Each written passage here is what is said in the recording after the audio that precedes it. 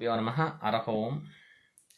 ಎಲ್ಲರಿಗೂ ವಿಶೇಷ ಏನಪ್ಪ ಅಂತ ಹೇಳಿದ್ರೆ 22ನೇ ತಾರೀಕಿನಿಂದ ಈ ನವರಾತ್ರಿ ಪ್ರಾರಂಭ ಆಗ್ತಿದೆ. ನವರಾತ್ರಿ ಎಲ್ಲರಿಗೂ ಈ ಸರಿ 11 ದಿನ ಬಂದಿದೆ, 10 ದಿನ ಬಂದಿದೆ ಅನ್ನೋದು ತುಂಬ ಕ್ಲಾರಿಟಿ ಇರಲಿಲ್ಲ, ತುಂಬ ಡಿಫ್ರೆನ್ಶಿಯೇಟ್ ಇದೆ. ಕಾರಣ ಏನಪ್ಪ ಅಂದರೆ ತಿಥಿಗಳ ಅನುಸಾರದ ಮೇಲೆ ಈ ವರ್ಷ ಏನಾಗಿದೆ, ಪಂಚಮಿ ತಿಥಿ 2 ಸೂರ್ಯೋದಯ ಸಮಯಕ್ಕೆ 2 ಸಾರಿ ಪಂಚಮಿ ಬಂದಿರೋದ್ರಿಂದ 2 ದಿನ ಇರೋ ಪ್ರಕಾರವಾಗಿ 5ನೇ ಅವತಾರ ಆಗಿರ್ತಕ್ಕಂತಹ ಅಮ್ಮನವ್ರನ್ನ ಈ 2 ದಿನ ಆಚರಣೆ ಮಾಡಬೇಕಾಗುತ್ತೆ. ಒಂದು ಸ್ಕಂದಮಾತ ಆಚರಣೆ ಮಾಡ್ಕೋಬೇಕು, ಮರುದಿನದ ಪೂಜೆಯನ್ನು ಲಲಿತಾದೇವಿಯಾಗಿ ಆಚರಣೆ ಮಾಡಬೇಕಾಗತ್ತೆ.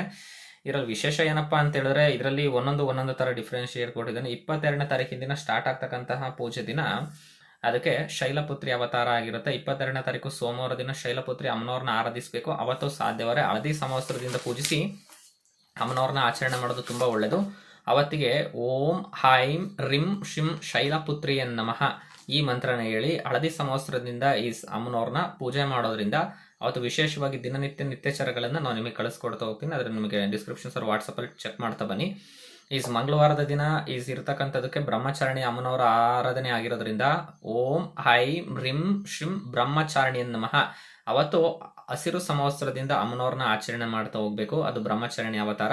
ಮೂರನೇದು ಬಂದು 24/9/2025 ಅವತ್ತು ಈ ಚಂದ್ರಘಂಟ ಆಗಿರೋದ್ರಿಂದ ಓಂ ಹೈಂ ರಿಂ ಶಿಂ ಚಂದ್ರಘಂಟಾಯ ನಮಃ ಅವತ್ತು ಸಾಧ್ಯವರೆ ಬೂದು ವರ್ಣ ಇರ್ತಕ್ಕಂತಹ ವರ್ಣದಿಂದ ಈ ಅಮ್ಮನವ್ರಿಗೆ ಉಡಿಸಿ ಅವತ್ತಿನ ದಿನ ಆಚರಣೆ ಮಾಡ್ತಕ್ಕಂಥ ತುಂಬ ಶ್ರೇಷ್ಠವಾಗಿರುತ್ತೆ.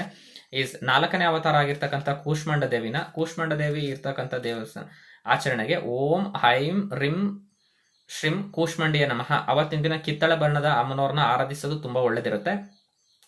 ಇಲ್ಲೇ ಮಿಸ್ಟೇಕ್ ಆಗ್ತಕ್ಕಂಥದ್ದು ಒಂದು 26ನೇ ತಾರೀಕು 5ನೇ ಅವತಾರ ಆಗಿರ್ತಕ್ಕಂತಹ ಈ ಸ್ಕಂದಮಾತಾ ಆಚರಣೆ ಮಾಡ್ಬೇಕಾದ್ರೆ 2 ದಿನ ಉಪಾಸನೆ ಮಾಡಬೇಕು. ಓಂ ಹೈಂ ರಿಂ ಶಿಂ ಸ್ಕಂದಮಾತಾಯ ನಮಃ ಅವತ್ತಿನ ದಿನ ಬಿಳಿ ಸಮವಸ್ತ್ರ ಧಾರಣೆ ಮಾಡಿ ಮತ್ತೆ ಅವತ್ತು ಮರುದಿನ ಅಂದ್ರೆ 27ನೇ ತಾರೀಕಿನ ದಿನನು ಓಂ ಹೈಂ ರಿಂ ಶಿಂ ಲಲಿತಾಯ ನಮಃ ಮಂತ್ರದಿಂದ ಉಪಚಾರ ಮಾಡಿ ಸ್ಕಂದಮಾತಾ ಅವತ್ತು 2 ದಿನನೂ ಆಚರಣೆ ಮಾಡಬೇಕು. ಇಲ್ಲಿ 2 ದಿನ ಆಚರಣೆ ಮಾಡೋದ್ರಿಂದ ಓಕೆ. ಯಾಕೆ ಅಂತ ಹೇಳಿದ್ರೆ ಇಲ್ಲಿ ತಿಥಿಗಳ ಅನುಸಾರವಾಗಿದ್ದಾಗ 5ನೇ ಅವತಾರದಲ್ಲಿ 2 ತಿಥಿಗಳು ಒಂದೇ ದಿನ ಬಂದು ಹೋಗೋದ್ರಿಂದ ಆ 2 ತಿಥಿಗಳಿಗೆ ಅನುಸಾರವಾಗಿ ಅಮ್ಮನವ್ರನ್ನ ಅವತ್ತೇ ಆಚರಣೆ ಮಾಡ್ತಾ ಹೋಗ್ಬೇಕು. ಇನ್ನ ಭಾನುವಾರದ ದಿನ 28ನೇ ತಾರೀಕಿನ ದಿನ ಕಾತ್ಯಾಯನಿ ಅವತಾರ. ಓಂ ಹೈಂ ರಿಂ ಶಿಂ ಕಾತ್ಯಾಯಿನಿ ಸ್ವಾಹ ಕಾತ್ಯಾಯನಿ ನಮಃ ಮಂತ್ರ ಹೇಳ್ಕೊಂಡು ಕೆಂಪು ವರ್ಣದ ಬಟ್ಟೆನ ಹಾಕಿ ಧಾರಣೆ ಮಾಡಿಸಿ ಆದ್ಮೇಲೆ ನೆಕ್ಸ್ಟ್ ಸೋಮವಾರದ ದಿನ 29/9/2025 ತಾರೀಕು ಸರಸ್ವತಿಯ ಅವತಾರ. ಓಂ ಹೈಂ ರಿಂ ಶಿಂ ಕಾಲರಾತ್ರಿಯ ನಮಃ ಅವತ್ತಿನ ದಿನ ನೀಲವರ್ಣ ಕಾಳಿ ಅವತಾರ ಆಗಿದ್ದಾಗ ನೀಲವರ್ಣ ಕಾತ್ಯಾಯನಿ ಅಮ್ಮನವ್ರನ್ನ ಆರಾಧಿಸಿ ಮಂಗಳವಾರದ ದಿನ ಮಹಾಗೌರಿ. ಓಂ ಹೈಂ ರಿಂ ಶಿಂ ಮಹಾಗೌರಿಯ ನಮಃ ಅವತ್ತಿನ ದಿನ ಗುಲಾಬಿ ವರ್ಣದಲ್ಲಿ ಇರ್ತಕ್ಕಂಥ ಬಟ್ಟೆನ ಧಾರಣೆ ಮಾಡಿ ಅಮ್ಮನವ್ರನ್ನ ಆರಾಧನೆ ಮಾಡಿ ಲಾಸ್ಟ್ನೇದು ವಿಜಯ ಕರೆಕ್ಟಾಗಿ 1ನೇ ತಾರೀಕು ಅವತ್ತು ದುರ್ಗಾ ಅವತಾರ ಅಮ್ಮನವ್ರನ್ನ ಅವಚಾರಣೆ ಮಾಡೋದಕ್ಕೋಸ್ಕರ ಸಿದ್ಧಿದಾತ್ರೆ. ಓಂ ಹೈಂ ರಿಂ ಶ್ರೀಂ ಸಿದ್ಧಿದಾತ್ರೆ ನಮಃ ಅವತ್ತಿನ ದಿನ ನಿಮಗೆ ನೇರಳೆ ಬಣ್ಣದ ಬಟ್ಟೆನ ಧಾರಣೆ ಮಾಡಿ ಆಚರಣೆ ಮಾಡ್ತಾ ಬನ್ನಿ. ಈ 9 ದಿನಗಳಲ್ಲಿ ಫಸ್ಟ್ 3 ದಿನ ಪಾರ್ವತಿ ಅವತಾರ, 2ನೇ ಅವತಾರ ಲಕ್ಷ್ಮೀ ಅವತಾರ, 3ನೇ ಅವತಾರ ಸರಸ್ವತಿ ಅವತಾರ. ಈ 3 ಹಂತಗಳಲ್ಲಿ 5ನೇ ತಿಥಿಯಲ್ಲಿ ಬರ್ತಕ್ಕಂಥದ್ದು 2 ವಿಶೇಷ ಆಗಿರುತ್ತೆ. ಆ 2 ದಿನಗಳಲ್ಲಿ ಡಿಫ್ರೆನ್ಶಿಯೇಟ್ ಅಲ್ಲಿ ಏನಿಲ್ಲ, 2 ದಿನ ಆಚರಣೆ ಮಾಡಿ ಅಷ್ಟೇ.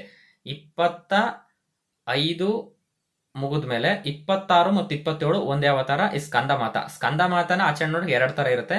ಒಂದು ಸ್ಕಂದಮಾತನ ಆಚರಣೆ ಮಾಡಬೇಕಾದ್ರೆ ಒಂದು ಫಸ್ಟ್ನೇ ದಿನ ಸ್ಕಂದಮಾತ, 2ನೇದು ಲಲಿತೆಯಾಗಿ ಅವತ್ತು ಆಚರಣೆ ಮಾಡ್ತಾ ಬನ್ನಿ.